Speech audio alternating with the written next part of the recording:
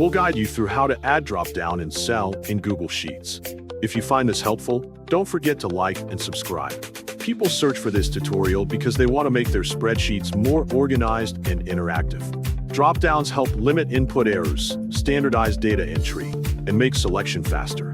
This is especially useful for forms, tracking systems, or reports where consistent answers are needed, improving efficiency, accuracy, and overall data management in Google Sheets.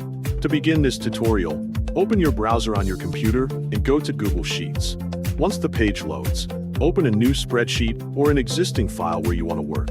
Wait until the spreadsheet loads completely before continuing. Next, decide which cell you want to add a drop-down to. Click the cell to select it, and make sure the cell is highlighted with a border. This indicates that the correct cell is active. Once the cell is selected, move your cursor to the top menu bar. Click the Insert menu to open the available options.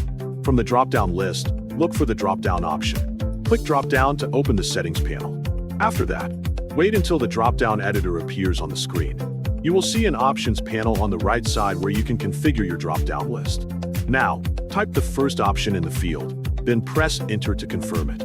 After that, click Add Option again to add more choices. Continue adding all the options you need, depending on your data requirements. If you want, you can also customize the color for each option to make them easier to identify. Once you have finished adding options, review the list carefully. Make sure all entries are correct and properly written. After confirming everything, click the Done button to apply the drop-down to the selected cell. You will then observe a drop-down arrow appearing in the cell. Click the drop-down arrow to view the list of options displayed. Select one of the options and observe the selected value appearing in the cell.